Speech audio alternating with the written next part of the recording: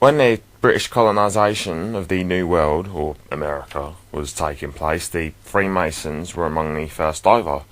Once America was founded and the Columbians came over, so too did the York Rite Freemasons. Within Freemasonry, the two most important rites are the Scottish Rite and the York Rite. The York Rite comes from York, England, where, according to Masonic legend, the first meetings among Masons in England took place. At the time, the York Rite Freemasons were coming over to America. James Stuart, who would later go on to become King James II of England and King James VII of Scotland, was the current Duke of York. It was after this Duke and the English city of York that New York was subsequently born. So, when the York Rite Freemasons came over, they made New York the Empire State. Since they chose New York to be the state from which their empire would operate, hence the Empire State Building. It would be safe to assume, I think, that this could have much to do with New York lying on the 77th parallel, which is of course sacred. In York Rite Freemasonry, there are 10 degrees. Before entering either Scottish or York Rite Masonry, the blue degrees must be completed, and combined with these 3 degrees, the Mason who chooses the path of the York Rite is required to complete 13 degrees in all. The significance of 13 is of course illumination, hence the 13 steps on the dollar bill pyramid. Illumination is of course synonymous with the apple, hence the Big Apple. In York Rite Freemasonry, a commonly used symbol is the cross and the crown. The cross is a symbol of the sun or illumination, and yet there is more. Albert Pike of the Scottish Rite Freemasonry sheds some light on the symbolic meaning of the cross and the crown in Morals and Dogma, page 771. According to Pike, it is a philosophical cross in the sense that it represents the generating fetus and dating principle by the perpendicular shaft in the matrix or the womb of nature, and the female producing principle by the horizontal shaft. The philosophy of the Masonic cross is totally phallic. The crown of this Masonic emblem is also phallic, it being the first emanation of the Kabbalistic Sephirah. So the cross is hermaphroditic. This is because the horizontal is the female reproductive organ, whereas the perpendicular portion of the cross is the male phallic. So the crown is named after the first Sephirah on the Tree of Life, Kephar, which is crown. Since Kephar is interchangeable with Melkaf, the 10th Sephirah, and both lay on the middle hermaphrodite pillar, Kephar at the top and Melkaf at the bottom, the crown could be seen as hermaphroditic as well. So both the crown and the cross represent both male and female, like Solomon's Temple. And the crown is almost certainly also a reference to the crown chakra, which is the chakra that opens once you have activated the third eye chakra. The connection to the all is said to be achieved through the crown chakra, and this makes perfect sense, as it is said that Christ died and was reborn to be crowned the king. Since death rebirth is the opening of the third eye, being crown, opening the crown chakra and connecting with the all is the next logical step to take. The symbol of the cross and the crown is used by the Roman Catholic Church, the Church of Christ Scientists, and was formerly used by Charles Taze Russell's Jehovah's Witnesses. Charles Taze Russell was a Freemason funded by the Rothschilds, although the Watchtower Society discontinued to use the symbol due to its pagan origins. It didn't stop the Watchtower Society themselves from marking Russell's gravesite, perhaps not surprisingly, with a pyramid embroidered with the cross and the crown. The Watchtower Society operate from New York, where they have their headquarters. So the cross and the crown basically represent the hermaphroditic energy coming through the crown chakra and illuminating you. Returning to York Rite Freemasonry, it is required of Masons to build Solomon's Temple.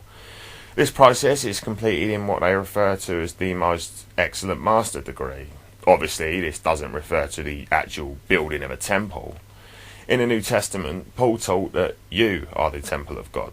So the Temple of Solomon is representative of the hermaphroditic principle, as it's shown to be designed as the male within the female. Since we are the temple of God, the building of Solomon's temple refers to opening the third eye and connecting to the all, which is symbolised by the hermaphrodite, because it is a dualistic collective consciousness, one side positive and the other negative, or Christ and Antichrist. Now, as we know, the twin pillars of Jachin and Boaz, or the gate, stand at the entrance of Solomon's temple. So, what exactly are the implications then of the pillars of Jachin and Boaz being in the city of New York? After all, the towers guard the temple, so what exactly wanted the towers removed in order to enter Solomon's temple?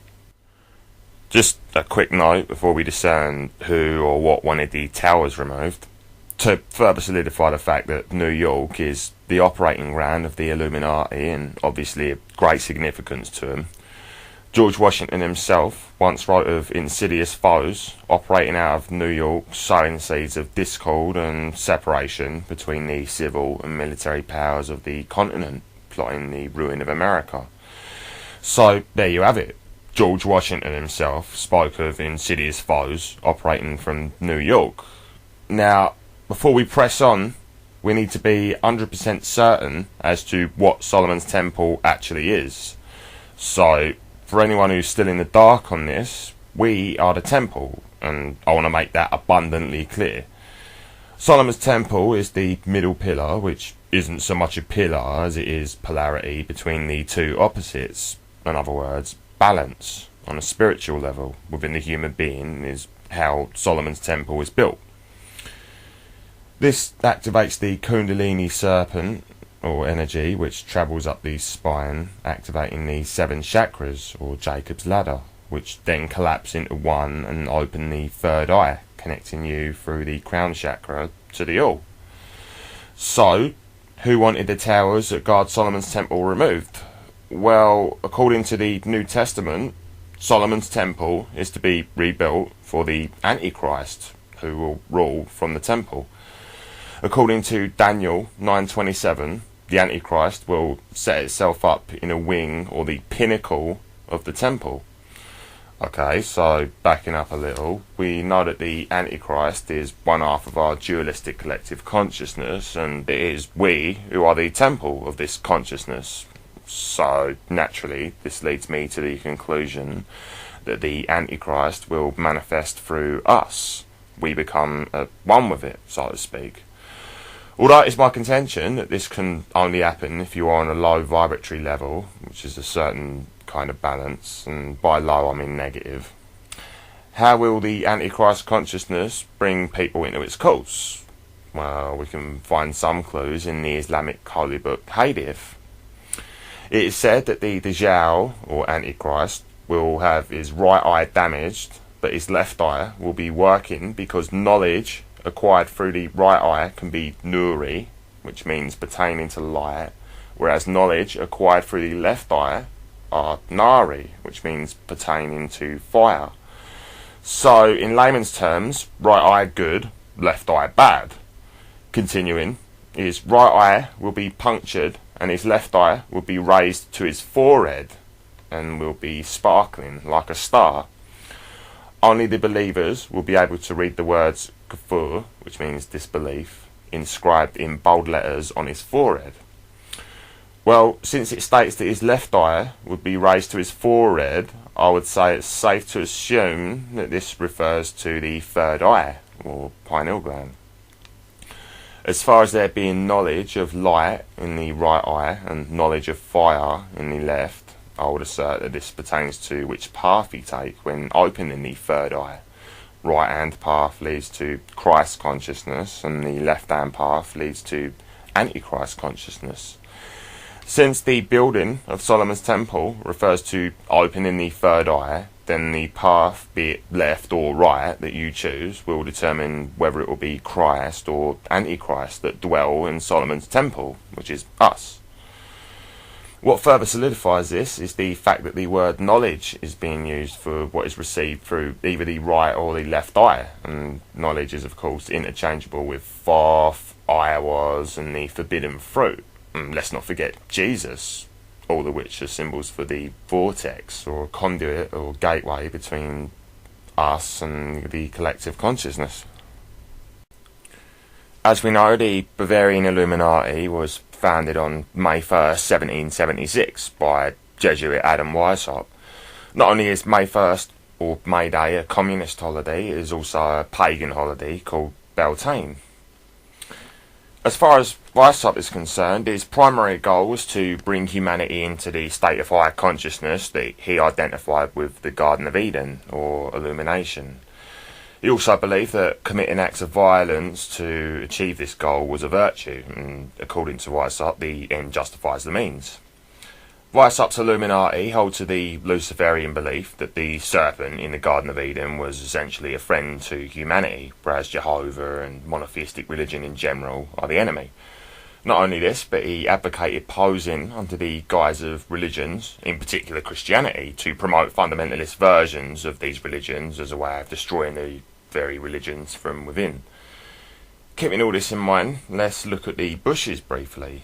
The Bushes are all confirmed Skull and Bones members, and Skull and Bones is an American chapter of the Illuminati, making the Bush family Illuminati members.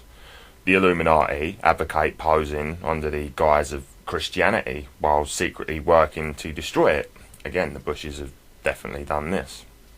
The Illuminati advocate acts of violence as necessary requirements to bringing humanity into higher consciousness, or Eden.